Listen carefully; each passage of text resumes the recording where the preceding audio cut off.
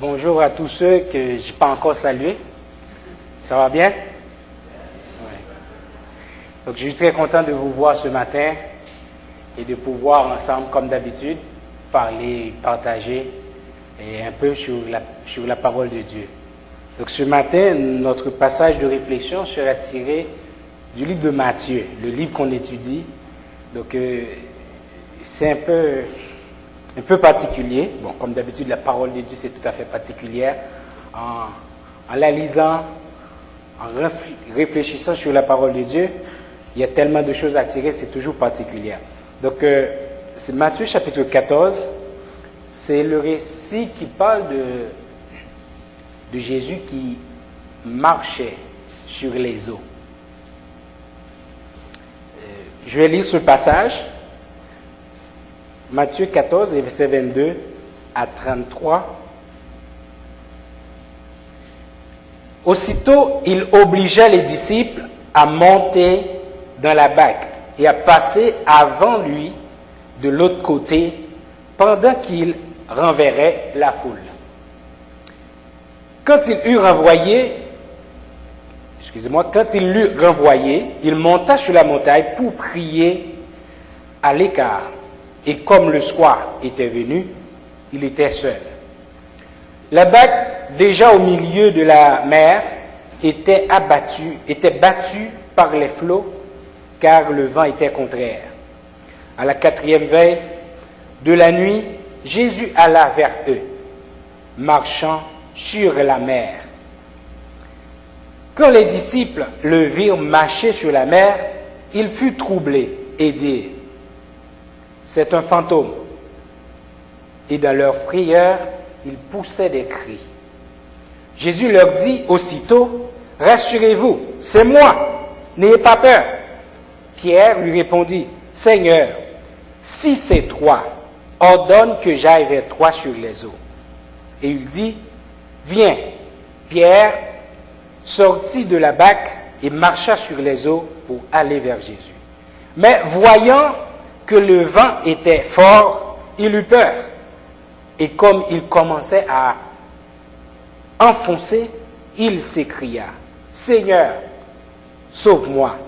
Aussitôt, Jésus étendit la main, le saisit et lui dit: homme de peu de foi, pourquoi as-tu douté? Et ils montèrent dans la barque et le vent cessa. Ceux qui étaient dans la barque vinrent adorer Jésus et dire: tu es véritablement le Fils de Dieu. C'est jusque-là au verset 33, ce passage. Ce matin, j'aimerais vous parler sur ce sujet qui paraît pas trop compatible au texte que j'ai choisi. Mais permettez-moi de quand même vous aborder autour de ce sujet ce matin. Peut-être au fur et à mesure qu'on avance, on pourra en tirer ce que le Seigneur veut nous dire dans ce passage. Je vais parler en particulier, marcher, mon sujet de réflexion, c'est marcher sur les pas de Jésus. Je n'ai pas l'intention de vous dire de voir où Jésus a mis ses pieds et d'y mettre aussi vos pieds. C'est quasiment impossible, puisqu'il n'est pas là, on ne le voit pas, on ne peut pas le toucher, donc déjà, c'est quasiment impossible. Mais également, je ne vous invite pas aussi à faire un voyage virtuel dans la Terre Sainte pour retrouver des sites où Jésus a passé, que ce soit le Jourdain, où il a été baptisé, que ce soit les tombeaux ou la montagne où il a été crucifié, que ce soit tous ces lieux, là où il a fait des miracles, ou dans le temple. Je ne vous invite pas à faire ce voyage pour pouvoir marcher sur les pas de Jésus. Mais à l'intérieur de ce texte, on va pouvoir souligner certains points qui, si on veut marcher sur les pas de Jésus, serait mieux qu'on y va ainsi. Mais d'abord, c'est pour vous dire, je choisis ce passage d'abord, c'est pour vous dire que notre voyage, ou bien notre initiative de marcher sur les pas de Jésus, c'est tout à fait dans un sens figuré. Okay? Donc, ce n'est pas littéralement de marcher sur les pas de Jésus. Le premier élément que je veux considérer pour marcher sur les pas de Jésus, c'est l'obéissance. Avec ce premier verset que j'ai lu, au verset 22, il est dit, Jésus les obligea, je répète ce texte, aussitôt après, il obligea les disciples à monter dans la barque et à passer avant lui de l'autre côté, pendant que lui, il renverrait la foule. Ce récit ou cet événement est arrivé tout juste après que Jésus ait fait ce miracle, à savoir la multiplication des pains. Il y avait une foule immense, environ 500 000 hommes, comme a dit le texte, sans compter les femmes et les enfants, que Jésus a nourri avec du pain et des poissons. Donc Jésus a invité ses disciples à monter. Pour répéter ce texte, les obligea à monter. Et ça pourrait attirer notre attention, c'est pourquoi Jésus les obligea à monter dans la barque. Parce que le mot même le dit, comme ce texte, le verbe obliger, donc c'est comme si le disciple n'avait pas le choix que de monter dans la barque et soit aller attendre Jésus de l'autre côté. Une information ou certains détails que Matthieu n'a pas rapporté,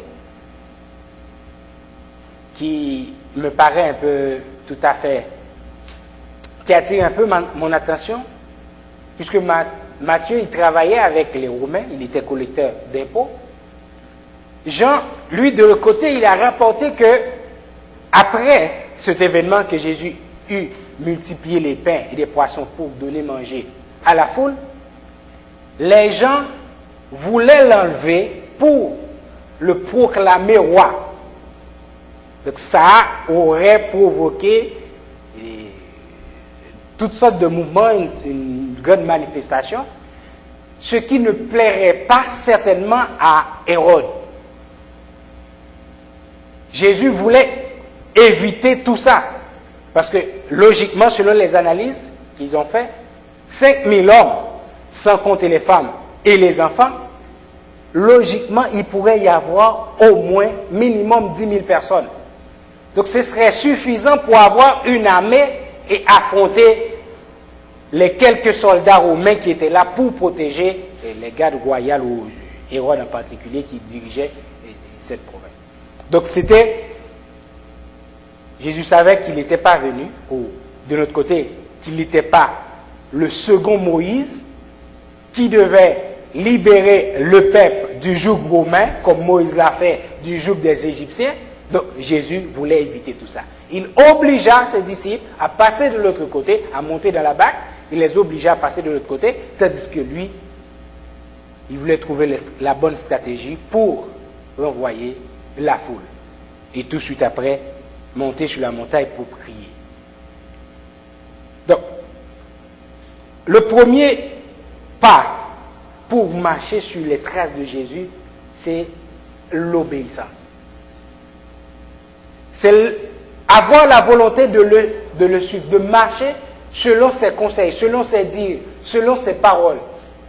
C'est le premier pas pour marcher sur les pas de Jésus. On peut le faire. Il y a plusieurs exemples dans la Bible qui nous montrent, qui décrivent l'obéissance. Que ce soit l'exemple de Joseph, après qu'il eut entendu l'ange qui lui dit, donc, n'aie pas peur, Joseph, de prendre Marie pour épouse. Tandis que Joseph savait que Marie était enceinte, mais pas de lui. Mais l'ange l'a dit de prendre pour épouse. Et Joseph a automatiquement obéi.